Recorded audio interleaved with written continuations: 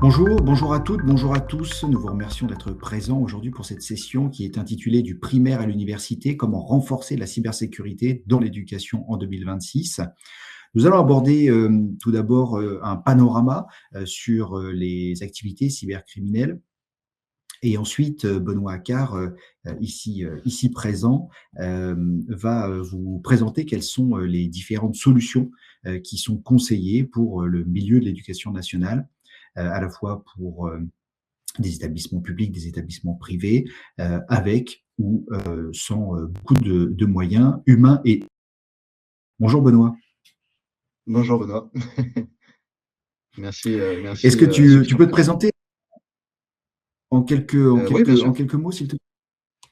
Bien sûr, avec plaisir. Donc moi, je suis Benoît Accard, je suis commercial dédié clients finaux chez Z depuis maintenant 8 ans. Et mon travail va être d'accompagner des clients, des prospects sur à la fois la découverte des aides, mais également de la gestion de projet pour aller vers plus de sécurité. Donc accompagner les clients vers la découverte de nouvelles fonctionnalités, de nouveaux produits, sur toute une période sur la partie démo, POC, etc. Et je suis là vraiment pour être un point d'entrée chez l'éditeur EZ pour mes clients. Parfait, merci beaucoup. Et puis, quant à moi, cela fait maintenant plus de 22 ans que je travaille à Z. J'ai occupé beaucoup de fonctions. Je suis le porte-parole des laboratoires qui sont au nombre de 11 et répartis dans le monde entier, qui étudient tout type de menaces, des menaces qui s'adressent à la fois aux particuliers, aux individus, mais également aux entreprises de toute taille, secteur public bien entendu compris.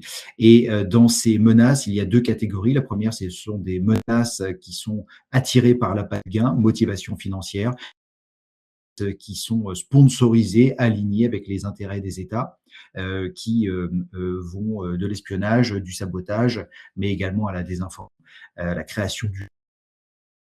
Et le secteur éducatif n'est pas en reste quant à être ciblé par ces deux types d'attaques. Alors les attaquants qui sont plutôt attirés par l'appât du gain, malheureusement, avec l'éducation, se heurtent, comme pour les autres administrations, à des entités qui ne payent pas les remboursements. Donc, leurs efforts sont vains. Par contre, leurs efforts bloquent bien sûr logiciel le fonctionnement des établissements, soit des établissements de santé, établissements scolaires. Et donc, il y a des chaos.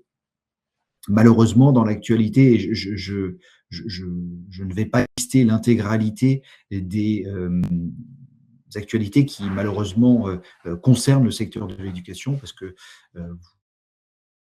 je pense que assez de revues d'actualité que vous êtes ciblé et qu'il y a malheureusement un grand nombre d'attaques qui vous ciblent et qui font mouche.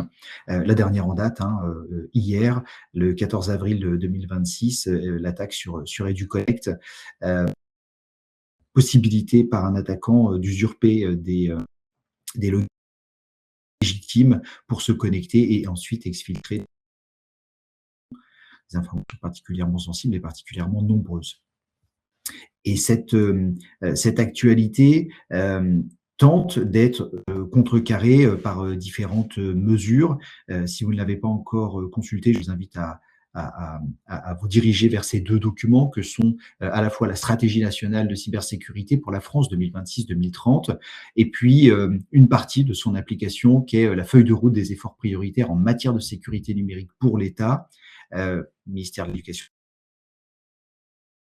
entendu inclus. Et si je dois résumer en ce qui nous concerne et ce que va développer Benoît juste après, eh bien, ce sont des éléments clés, notamment l'action 8B dans la feuille de route, qu'est le déploiement obligatoire des EDR et des XDR. Mais on a également l'homologation de sécurité de celle-ci à enjeu. Alors, quand on pense à éducation, on ne pense pas uniquement, bien entendu, à des établissements qui ont un rôle uniquement envers des étudiants, des apprenants, mais on a bien entendu l'université, la recherche, qui sont deux mondes qui sont imbriqués avec le monde de l'éducation, monde qui reçoit chaque et qu'il faut bien entendu superviser pour garantir la sécurité des informations. Dans cette feuille de route, il y a également un qui est important que l'on appelle MFA, l'authentificateur. Ce n'est bien entendu pas la solution ultime, mais aujourd'hui, pour protéger les différents comptes contre les accès non autorisés, on va dire qu'il n'y a rien de mieux que le MFA. Donc ces éléments sont extrêmement importants. On attend bien sûr, et vous attendez, j'imagine, leur déploiement. Et en tout cas, ce qu'il est possible de voir avec nous, eh bien, c'est que les éléments qui sont préconisés par cette feuille de route et ou cette stratégie nationale cyber sont tout à fait disponibles. Nous ne sommes pas dans l'expectative de produits ou de solutions ou de services qui pourraient remplir ces objectifs, mais bien face à des prestataires qui sont en capacité de le faire aujourd'hui. Et pour très rapide chapitre et très rapide introduction sur ce qu'il est possible de faire.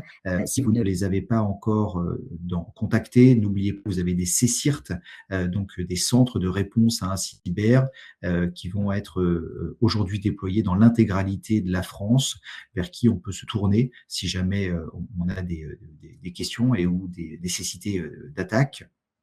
Nécessité en cas d'attaque, et bien entendu, votre ministère de tutelle associé à celui-ci, a aussi normalement les éléments pour pouvoir vous répondre et vous accompagner sous forme de ces CIRT ministériels. Une fois ce panorama dressé, ce paysage dressé, je vous propose de zoomer sur deux types de menaces qui sont aujourd'hui, qui sont importante, intéressante d'un point de vue technologique et puis surtout utilisée massivement par les cybercriminels. Le premier, bien entendu, ça n'aura échappé à personne, c'est bien l'intelligence artificielle. Et l'intelligence artificielle qui prend une nouvelle forme, l'IA agentique. L'IA agentique permet d'automatiser fortement les différentes étapes des attaquants.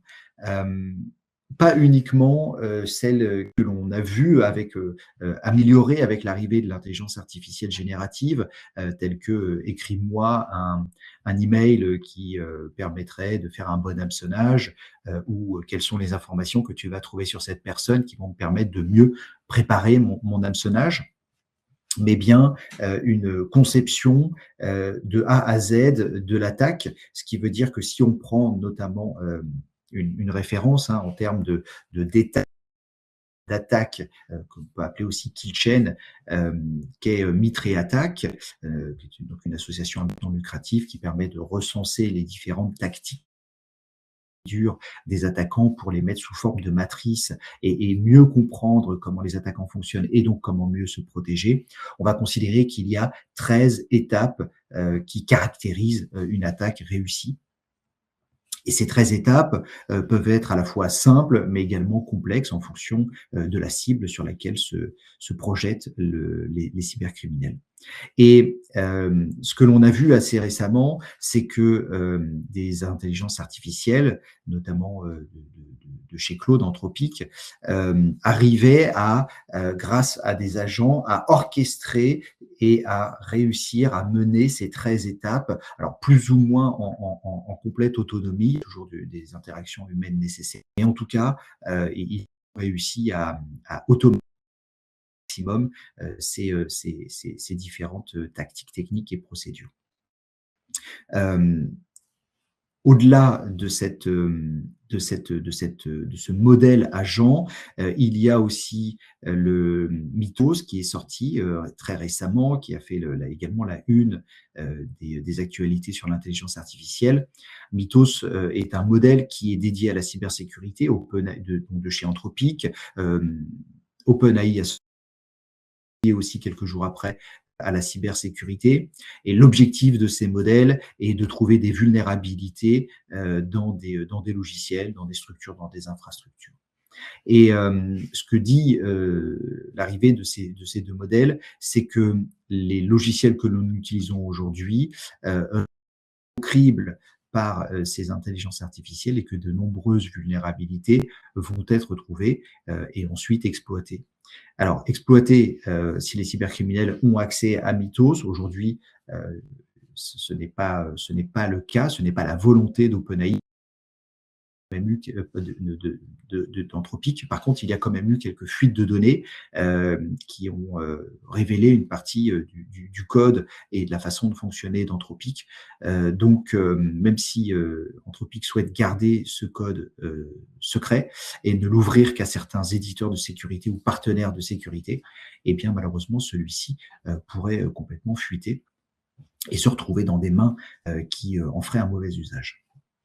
Si on doit résumer, et ça bouge très vraiment une photo à l'instant T, les implications de l'intelligence artificielle sur le côté camp, eh bien, c'est que cela va leur permettre d'accélérer leurs opérations. On le voit dans toutes les phases d'attaque, hein, donc ces fameuses 13 étapes, que ce soit dans la reconnaissance, la connaissance donc de la cible, quels sont les éléments qu'il utilise, sur quoi est-ce que je vais pouvoir m'appuyer pour rentrer, la création d'hameçonnage, par exemple, et également l'automatisation de ces différentes étapes. C'est un point qui est important parce que ça permet également de réduire la barrière à l'entrée de cybercriminels mais qui se disent je vais me mettre à ce métier de cybercriminel et pour cela ils vont pouvoir utiliser l'intelligence artificielle pour code, pour créer des techniques d'attaque sans pour autant être eux-mêmes avec un niveau technique élevé.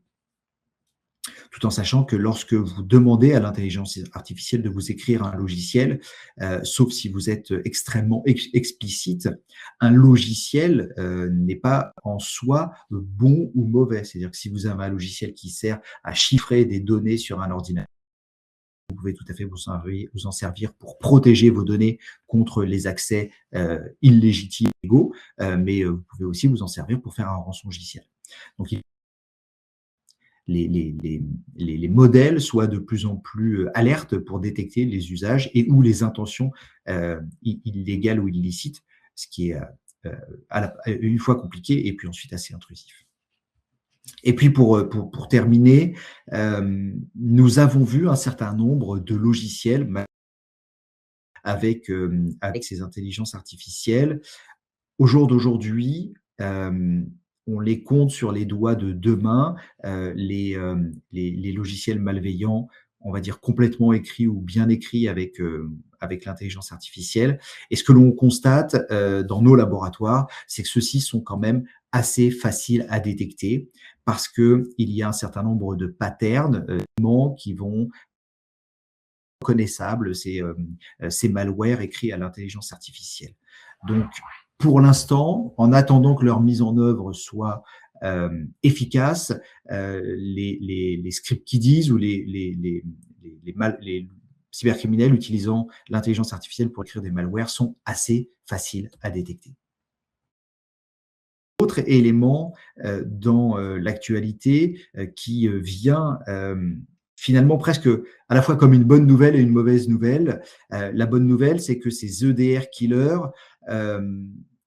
ont pour objectif de désactiver ou de rendre inopérants les EDR. Benoît vous rentrera juste après de un point detection and response. Ces EDR sont principalement utilisés par des groupes de rançongiciels, mais pas que. On se base ici sur une étude que l'on a réalisée qui 90 outils actifs que sont au sens large. Et je vous propose de zoomer sur ceci pendant les quelques prochaines minutes. On voit que les opérateurs de rançongiciel fournissent un code qui est le code du chiffrement, donc le rançongiciel en tant que tel. Généralement, ils fournissent également des mécanismes pour pénétrer dans les entités ciblées. Ils vont fournir des cours, de la formation, mais le nombre d'éléments qui vont permettre à leurs affiliés d'accéder à la victime sont finalement assez limités.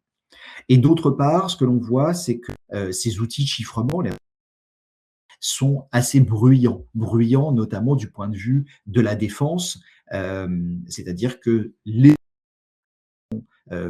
capables de protéger et logiciels voient assez facilement, on va dire, les prémices de ce type d'attaque. Qui, eux, sont sur le terrain, entre guillemets, comparés aux opérateurs, eh bien, repèrent que ces opérations sont repérées par les EDR notamment et qu'ils sont arrêtés dans leurs opérations. Donc, ce qu'ils vont devoir faire, c'est rendre ces opérants pour pouvoir mener à initial, je vous parlais qui est le chiffrement. Et pour cela, les EDR killers vont amener sur le marché cybercriminel de différents moyens. Vous allez avoir des groupes fermés de type Warlock qui vont créer leurs propres outils killers avec certaines capacités techniques qui leur permet de développer ces outils eux-mêmes. Donc là, on voit que ce sont des et en plus compétents. De l'autre côté, il y a des groupes qui sont moins compétents et qui vont prendre des proof of concept, des POC, qui ont parfois été menés par des chercheurs en cybersécurité et qui ont dit, bah voilà, avec ce POC, je ne dévoile pas tout, mais j'arrive à désactiver tel ou tel EDR ou j'arrive à modifier son comportement. Et donc, ces utilisateurs malveillants qui sont moins techniquement élevés et vont utiliser ces POC, par exemple, de trouver quels sont les bouts de code manquants et de pouvoir améliorer ce POC et en faire un outil efficace. Et puis, autre service de mise à disposition de DR Killer, donc MAAS, en tant que Malware as a Service, ce que l'on va retrouver d'ailleurs dans l'industrie cybercriminelle, à la fois pour les rançongiciels, pour l'hameçonnage, pour les DR Killers maintenant, mais également pour différents kits de logiciels et ou de services disponibles clé en main pour des cybercriminels qui n'ont pas les compétences techniques de les créer. Eh bien, les EDR killers aujourd'hui n'échappent pas à cette règle-là. Ils sont disponibles en tant que service auprès de groupes cybercriminels, des sortes d'éditeurs de logiciels malveillants, dont les EDR killers. Donc, générique, chapeau, qui va regrouper à la fois les EDR killers, les EDR silencers et les EDR freezers. Donc, 3 typologies d'atteinte au fonctionnement des EDR.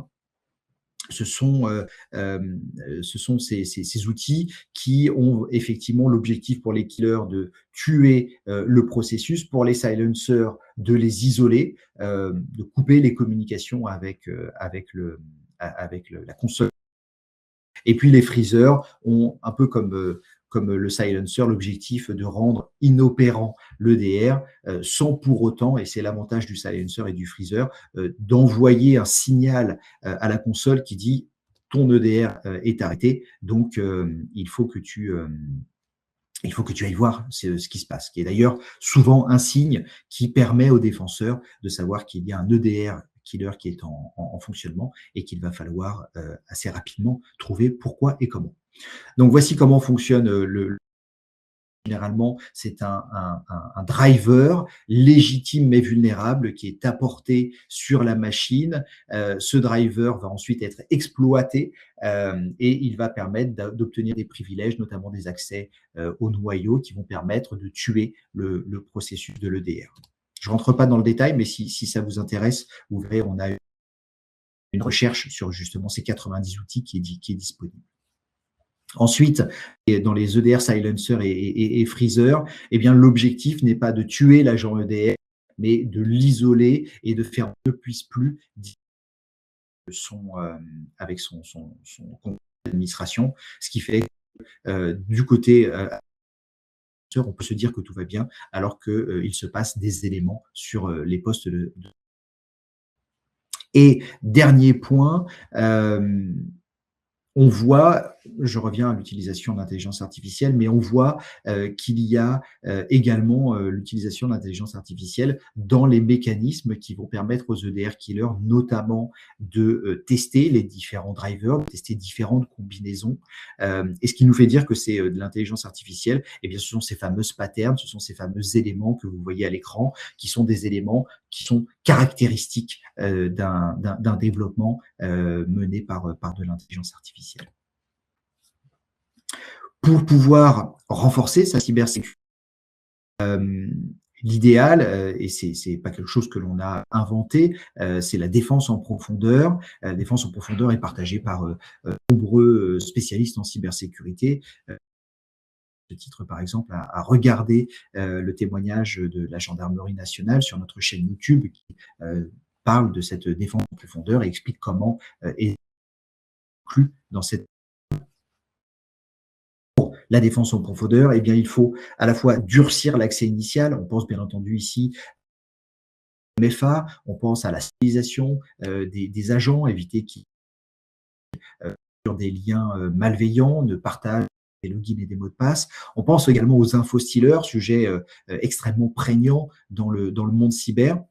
Et puis ensuite, une fois que malheureusement le cybercriminel est rentré, eh bien, il va falloir à la fois limiter les mouvements latéraux, faire en sorte qu'ils ne puissent pas se propager dans le bénéficier d'analyses étendues grâce aux EDR, éviter les EDR killers, bien entendu, mais on y arrive assez bien grâce notamment à l'EDR qui sont censés désactiver. Et puis ensuite, dernier, c'est l'isolation. Ça n'aboutit pas. Le meilleur moyen de repartir, eh bien, c'est d'avoir des sauvegardes, bien entendu. Et puis des sauvegardes qui ont des capacités que l'on appelle immuables, ce qui veut dire qu'en fait, on va mettre en lecture seule différentes sauvegardes et faire en sorte que ces sauvegardes-là, parce qu'elles sont bien entendu attaquées par les cybercriminels qui viennent les les effacer et ou les rendre inopérantes, eh bien, en utilisant ces sauvegardes immuables, eh bien, on va faire en sorte qu'ils ne puissent plus y toucher et donc lorsque l'on aura besoin de les restaurer. Voilà, donc après ce paysage, je vais passer la main à Benoît qui va rentrer plus dans le détail des solutions que vous allez pouvoir étudier pour vous protéger. Oui, effectivement, merci Benoît pour ce panorama. Et ce qui est bien avec toi, c'est qu'à chaque fois, j'apprends des choses. Donc, merci beaucoup.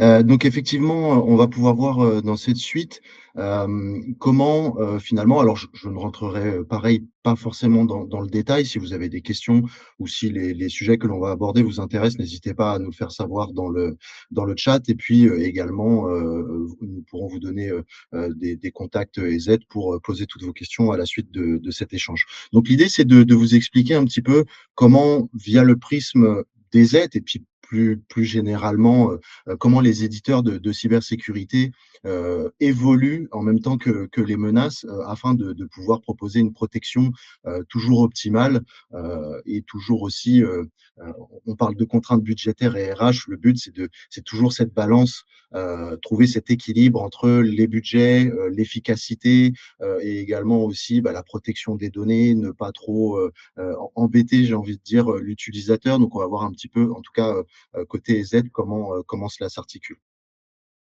Donc déjà, l'idée, c'est de rappeler que si vous connaissez l'antivirus historique, traditionnel, parce que pour rappel, hein, EZ, c'est un éditeur slovaque qui fait partie de l'Union européenne, qui existe depuis les années 90. Donc effectivement, à l'époque, nous parlions d'antivirus, hein, nous vérifions l'intégrité d'un fichier, est-ce qu'il est sain, malsain, est-ce qu'on le connaît, si on le connaît, il est malsain, on le bloque.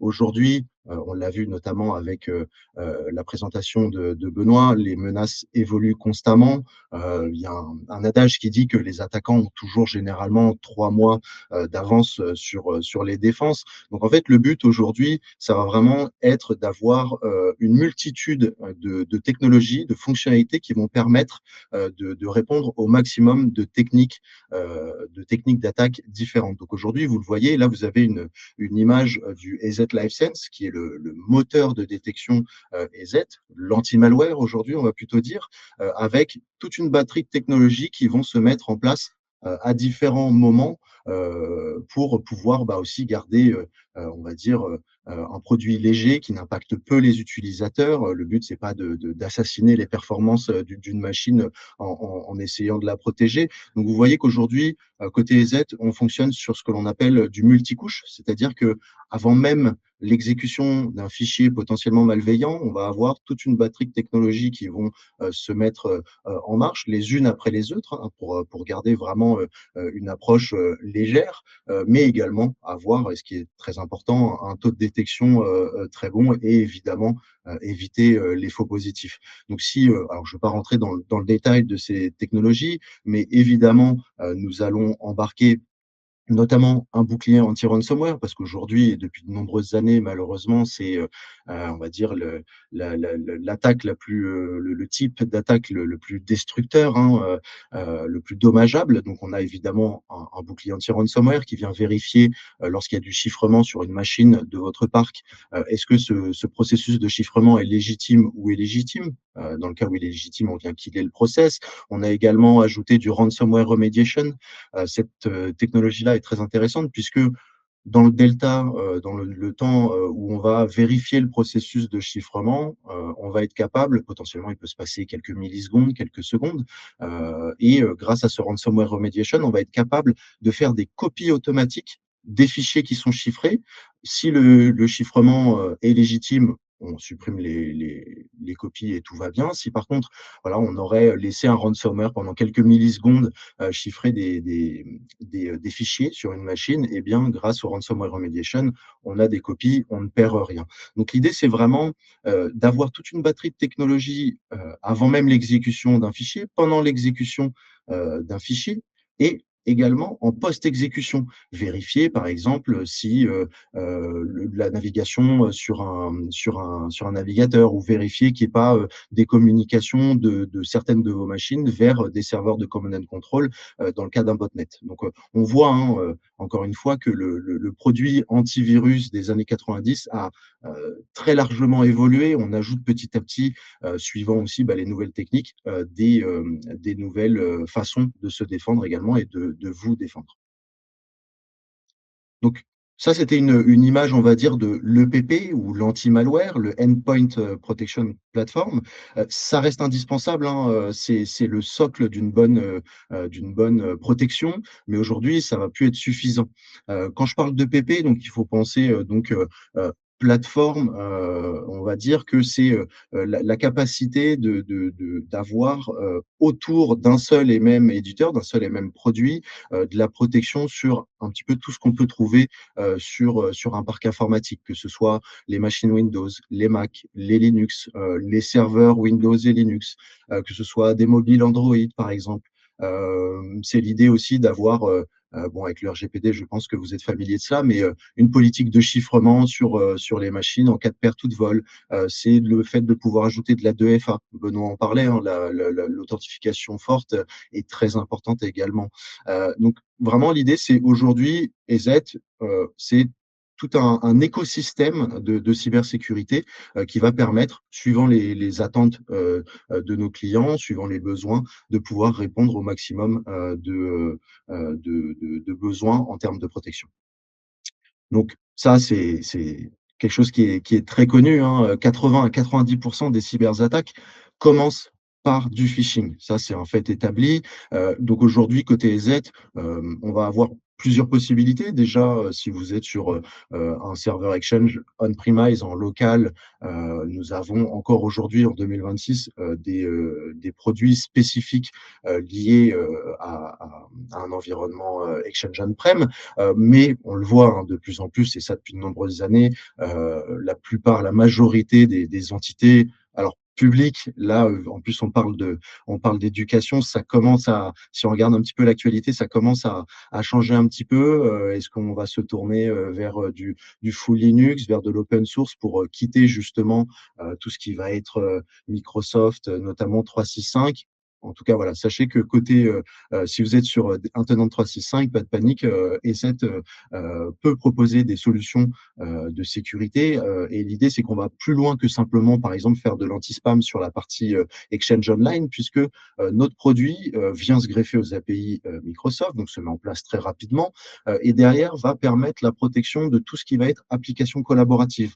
Donc Exchange, évidemment, mais également Teams, SharePoint et OneDrive. L'idée, c'est vraiment, peu importe la machine sur laquelle va se connecter l'utilisateur, c'est de protéger le tenant. Donc, dès qu'il va y avoir du transfert de fichiers, dès qu'il va y avoir du partage de fichiers, il va y avoir de la techno EZ pour vérifier l'intégrité de ces fichiers. Donc, on le voit, on est sur de l'anti-spam, de l'anti-phishing, évidemment, de l'anti-malware, également la possibilité d'avoir une quarantaine pour pouvoir gérer cette partie-là.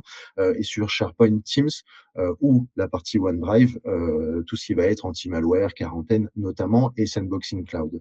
Le Sandboxing Cloud, en quelques mots, c'est la capacité que l'on va avoir de bloquer temporairement l'exécution d'un fichier chez l'utilisateur, de le soumettre automatiquement dans nos labos et d'avoir un retour d'information en 2 à 3 minutes.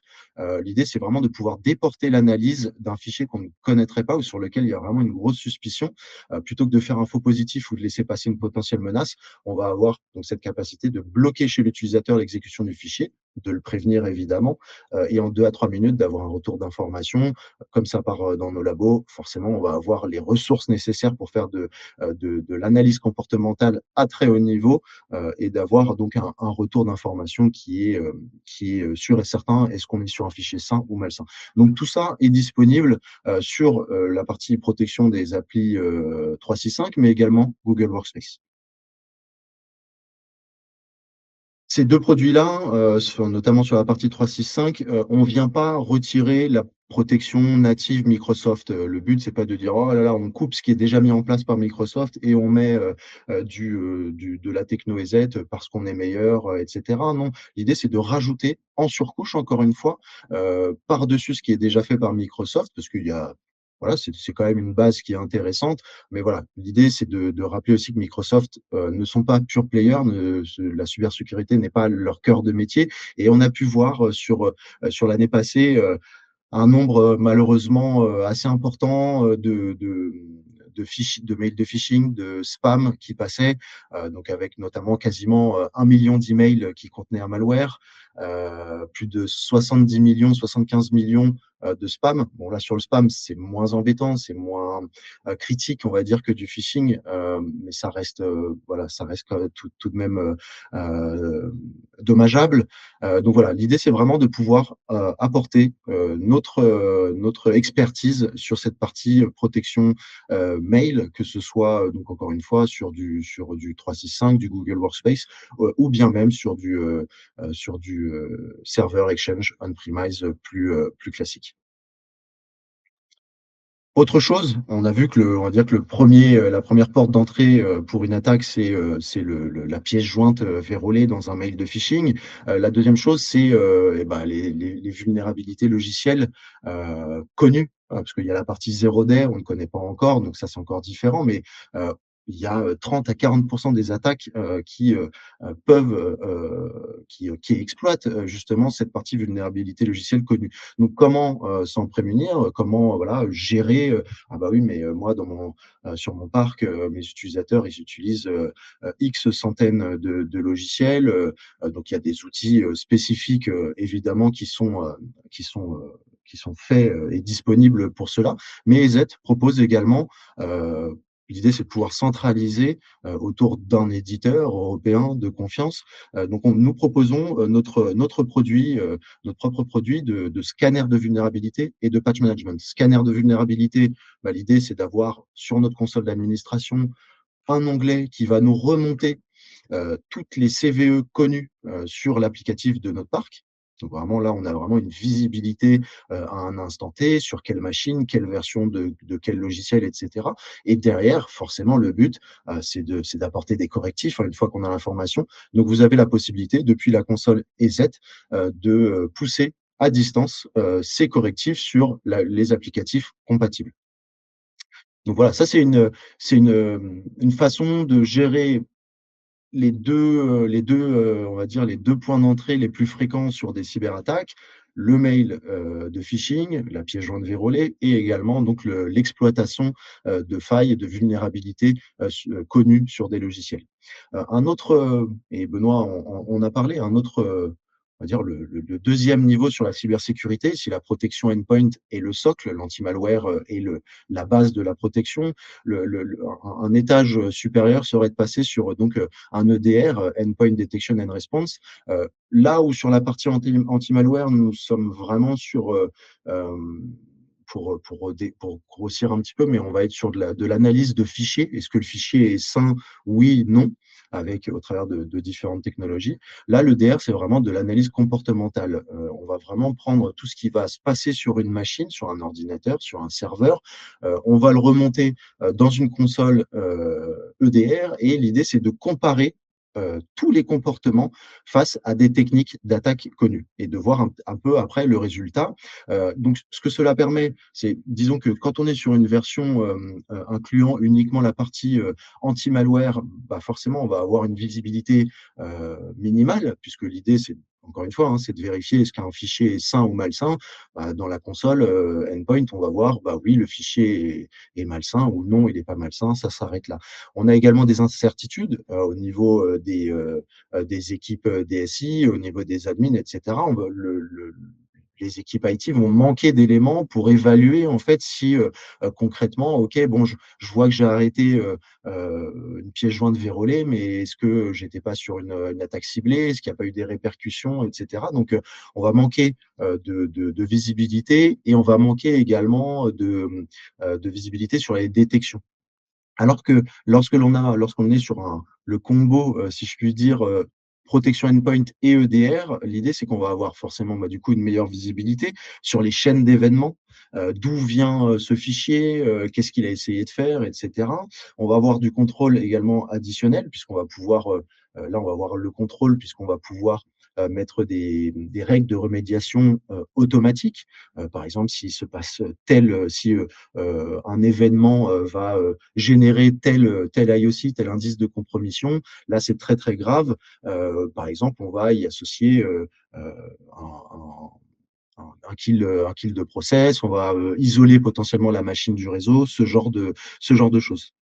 Donc l'idée, c'est vraiment, d'aller plus loin en termes de vision, en termes de protection également et pour les équipes, informatiques, c'est aussi, la capacité d'aller plus loin, d'enquêter un petit peu sur ce qui s'est passé et de s'assurer que, il ne se passe rien de spécifique, sur l'infra.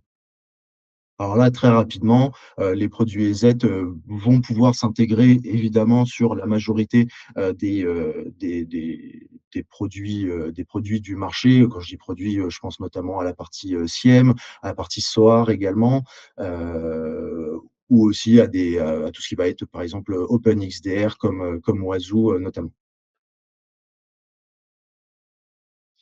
Ça, c'est un autre point. Je pense qu'aujourd'hui, on le voit, hein, aux infos, dans les journaux et cetera, les cyberattaques sont omniprésentes, ne touchent pas que, les grandes entités, privées, du CAC 40, et autres.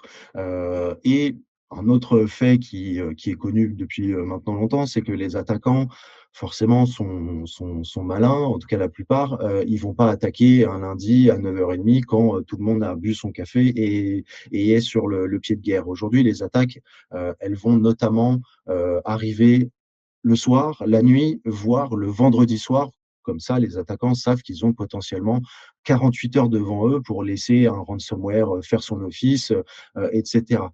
Donc comment là, pour le coup, on peut avoir tous les bons produits qui vont bien, mais si on n'a pas une équipe d'astreinte, si on n'a pas, une personne pour surveiller ce qui se passe sur notre protection endpoint, sur notre DR, là, on est face à une limitation. Donc l'idée, c'est d'apporter, sur cette couche de produits EDR, ce qu'on va appeler là non plus un produit, mais un service MDR pour Managed Detection and Response, en gros un EDR managé, où le principe va être de pouvoir, eh bien, laisser la main, en l'occurrence aux équipes sécurité et 7, sur tout ce qui va être supervision, monitoring en 24/7 et également remédiation.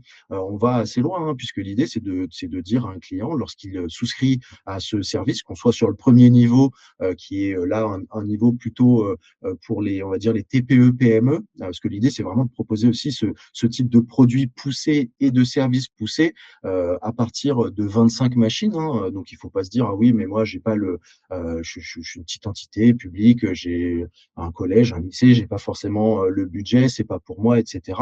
Si, si, chez EZ, nous avons la possibilité de protéger tout type de clients sur des niveaux EDR avec des services en 24/7 qui vont avec. Donc, vraiment, l'idée, c'est de se dire, je vais laisser l'éditeur ESET gérer ses propres produits, la partie endpoint et la partie EDR, en 24/7 pour bah, m'assurer en fait une tranquillité et un confort et me dire que voilà, si le week-end, bah, j'ai personne d'astreinte à l'équipe informatique, j'ai quand même des équipes spécialisées qui vont faire ce travail de supervision.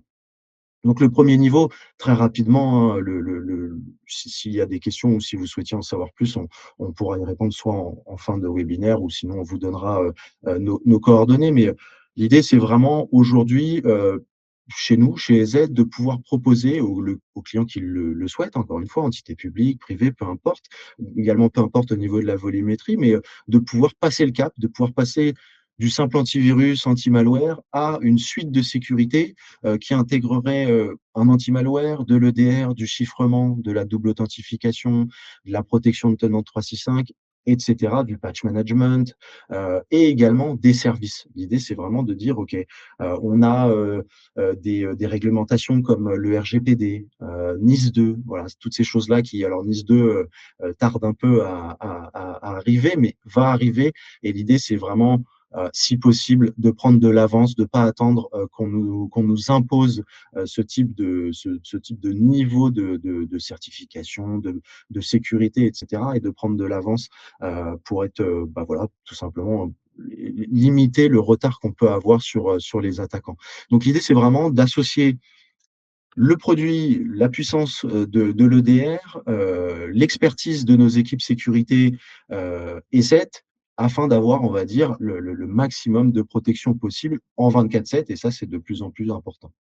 Comment ça fonctionne en pratique? Heu, il y a un signal qui est potentiellement suspect, en tout cas, il y a une règle qui va popper côté EDR, pour un client en tout cas qui a souscrit au service, ça va partir directement, dans le SIEM et le SOAR qui sont des outils de gestion, hein, d'alerting, hein, si je veux faire, simple, qui vont partir dans le SIEM, SOAR et Z, avec une remédiation potentiellement automatique. Si la règle est critique, il va y avoir une remédiation automatique et une surveillance, une vérification humaine, de ce qui a été fait et également la possibilité, de pouvoir, forcément pour vous, dans les services informatiques, avoir la vision, la visibilité sur, ce qui a été fait et des préconisations sur la suite. On propose également, d'avoir, un TAM en France.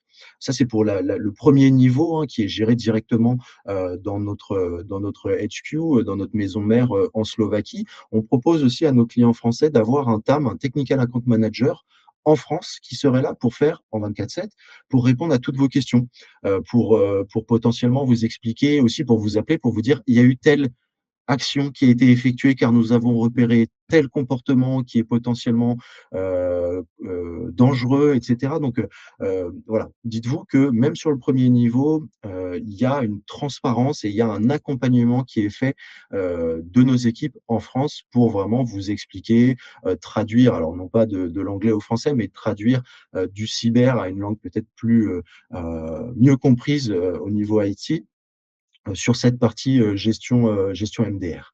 Sinon, pour les plus grosses entités, ou peut-être les entités qui souhaiteraient, vraiment un niveau, optimal de protection, au niveau service, il y a la partie EZ MDR Ultimate où là, on va être capable d'aller plus loin forcément, puisque notamment on va être capable de monter le RACI, avec nos clients. Le RACI, pour expliquer rapidement, c'est, tout ce qui va être, responsabilité, là où on va demander qui va être responsable, qui va être acteur, qui va être sollicité, qui va être informé. C'est vraiment en fait, le la capacité de dire, pour vous en tant que client, de nous dire: «Écoutez, moi je veux rien avoir, à faire avec, l'EDR, je vous donne, carte blanche, vous me protégez». Après on va avoir, des cas de figure où par exemple, on protège un grand GHT dans le nord de la France sur, un peu plus de 10 000 machines. Eux n'ont pas d'équipe d'astreinte, n'ont pas d'équipe cyber, experte, on va dire, sur ces produits, EDR et cetera. Donc ils nous ont dit: «Non, non, mais là, nous, on vous fait confiance». Donc le RACI est monté de telle sorte que EZ prend la responsabilité des remédiations et s'occupe de tout entre guillemets en 24/7. Un autre exemple, là, différent, c'est la brigade des sapeurs-pompiers de Paris. On protège, notamment un peu plus de 4 000 machines, depuis plusieurs années. Eux ont une équipe, forcément, on est sur quelque chose de très critique, ils ont une équipe d'astreinte, ils ont une équipe, ce que l'on appelle un SOC, un Security Operations Center, donc vraiment une équipe qui est là pour surveiller en 24/7, les alertes de sécurité, même plus largement que la partie, simplement ordinateur, serveur et cetera. Et eux nous ont dit: «Écoutez, nous, on a une équipe, SOC, donc on va faire les remédiations, on va prendre la responsabilité de faire ou non des remédiations». Donc voilà, sur ce niveau MDR Ultimate, on a la capacité vraiment de s'asseoir à côté de nos clients, et de travailler comme ils le souhaitent. Donc voilà, ça c'est une redite, hein, mais l'idée c'est que sur le niveau MDR Ultimate, on va également et même le premier niveau, on va être branché sur notre Threat Intelligence. Ça c'est, la connaissance de la menace, c'est des flux d'informations, j'ai envie de dire en direct, qui vont permettre d'être vraiment dans l'actualité, si je puis dire, de tout ce qui va être malware, APT, nouvelles techniques et cetera. Donc là, pareil, je ne vais pas rentrer dans le détail, mais si vous le souhaitez, on pourra aller plus loin, en nous contactant. On peut organiser, évidemment des démos et cetera. En termes de références clients, voilà, j'en ai évoqué, 2. Il y a également, Benoît en a parlé, la gendarmerie nationale qui nous fait confiance depuis de nombreuses années maintenant, que l'on protège sur plus de 100 000 machines. Et là, pour le coup, si vous vous inquiétez, du de la bascule, potentielle, d'un environnement Microsoft vers du Linux, sachez que la gendarmerie est, pour le coup, depuis de nombreuses années, très tournée vers tout ce qui est open source. Donc à plus de 90 des 100 000 machines qui sont en Linux, et EZ est évidemment compatible sur, la majorité des distribs, Linux. EZ, c'est, alors, là, on va faire rapide, hein, mais EZ, c'est, plus de 30 ans d'expérience dans la cybersécurité. C'est le premier éditeur en termes de volume, hein, en termes sur les entreprises, enfin, sur les entités privées ou publiques en Europe, au sein de l'Union européenne. C'est le premier éditeur, le premier fournisseur, on va dire. Donc ça reste important, hein, lorsque l'on cherche, un nouvel acteur, d'avoir quelqu'un de référence, sur cette partie-là. J'en parlais rapidement, EZ, c'est, 11 laboratoires, disséminés sur tous les continents pour suivre la règle du Follow the Sun. C'est plus de 2 000 employés dans le monde, notamment un tiers qui va être dédié à la recherche et au développement. 11 laboratoires, Benoît l'a dit également. C'est 1 milliard d'utilisateurs protégés, notamment au travers de certains partenariats qu'on peut avoir avec Google ou Intel, notamment.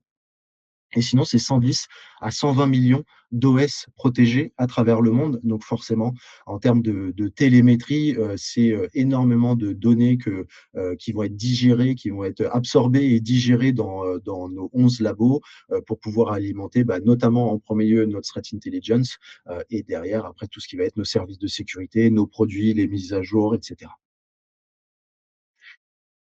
Merci d'avoir participé à cet échange. Vous retrouvez nos coordonnées sur cette slide, clientfinaux@ez-note32.fr. Également, je peux vous donner la mienne, hein, Benoît, benoit.h, @e7-note32.fr. Surtout, n'hésitez pas, que vous ayez une simple question ou qu'il y ait un projet ou que vous souhaitiez avoir le support de présentation, etc., vous pouvez évidemment nous contacter. Ce sera avec plaisir qu'on vous répondra. Si vous voulez aller un petit peu plus loin sur la partie veille cyber, si peu importe le niveau hein, que vous avez sur la partie IT, sur la partie cyber, on a notre blog welivesecurity.com/fr qui est très intéressant parce que pour le coup, il y a plein d'enquêtes, plein d'articles, plein de sujets différents qui vont vraiment de l'utilisateur lambda entre guillemets et ça va un petit peu plus loin avec des vrais rapports, des threat reports, des rapports sur des groupes APT en particulier, etc. Donc n'hésitez pas si vous êtes friand de veille à aller voir ce que cela donne sur willivesecurity.com/fr.